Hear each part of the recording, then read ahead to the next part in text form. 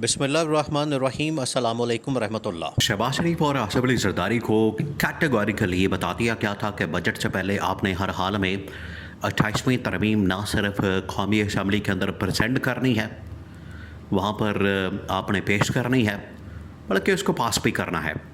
अगर आप ये काम नहीं करते, अगर आप इसको प्रेजेंट भी नहीं करते और पास भी नहीं करते, तो फिर उसके बाद जो आपके साथ होगी वो सारी दुनिया देखेगी। अब इनको ये टास्क दे दिया गया था, मिशन दे दिया गया था, और इस्टेब्लिशमेंट की जानिब से असल में इस्टेब्लिशमेंट मुल्क की मफाद के अंदर, मुल्क की फ़ायदे के अंदर ये काम करना चाहती है।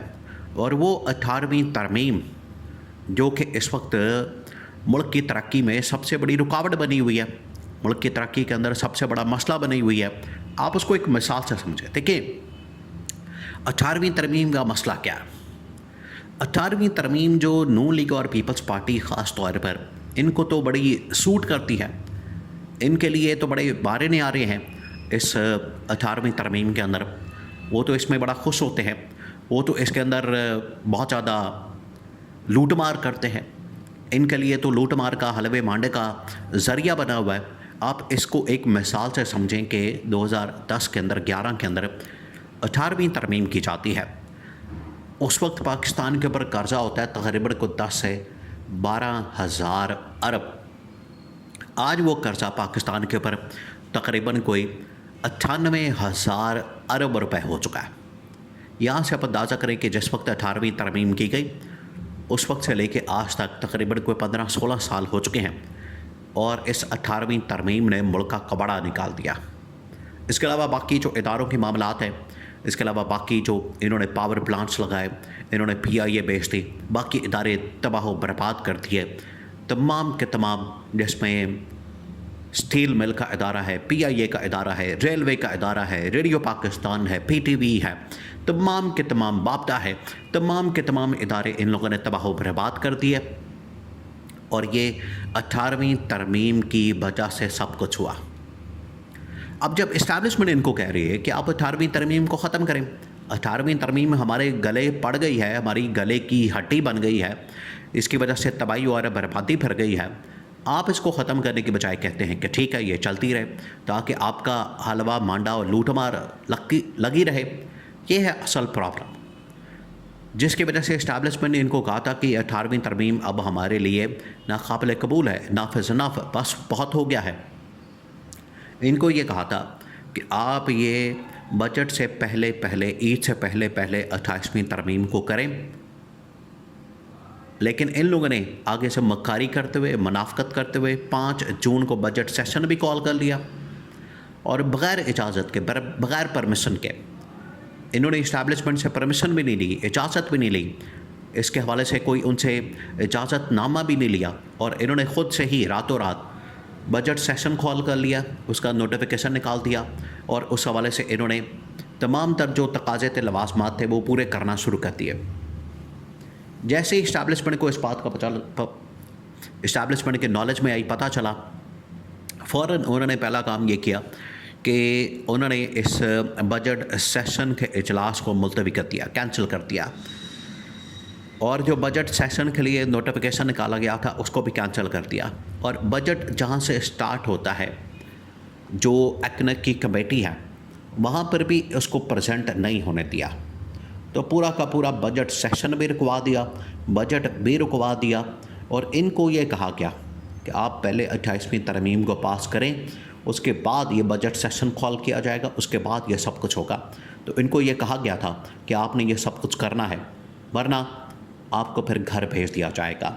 ये इनको कैटेगोरिकली बता दिया गया था, लेकिन ये लोग नहीं मान रहे थे, ये लोग इसके ऊपर अमल दरामद नहीं कर रहे थे, ये उसके ऊपर काम नहीं कर रहे थे।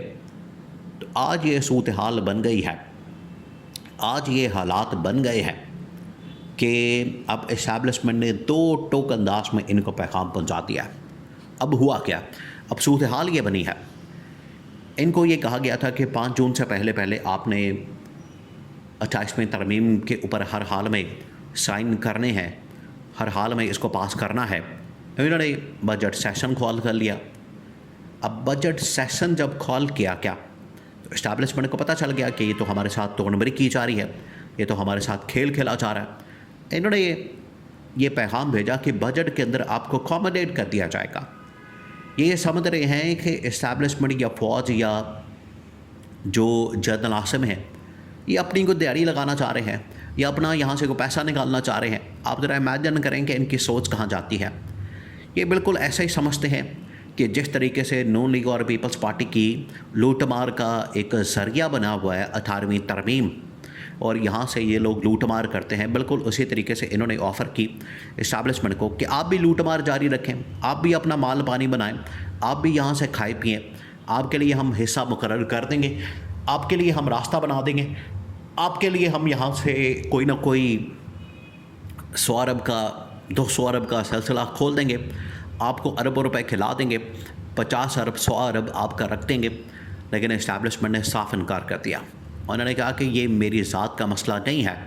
یہ جنرل عاصم کی جانب سے 2 ٹوک انداز میں ان کو کہا گیا کہ یہ میری ذات کا مسئلہ نہیں ہے، یہ ادارے کا بھی مسئلہ نہیں ہے، یہ پاکستان کا مسئلہ ہے، یہ ملک کا مسئلہ ہے، پاکستان کی عوام کا مسئلہ ہے، ملک کے خزانے کا مسئلہ ہے، اس کے اوپر کسی قسم کا کمپرومائز نہیں ہو سکتا۔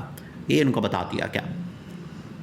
اس کے بعد ان کے کان کھڑے ہو گئے، انہیں اندازہ ہو گیا کہ اب ہمیں ہر حال میں کرنا پڑے گا، اب ہماری بچت کوئی نہیں، اب اس میں سے نکلنے کا راستہ کوئی نہیں۔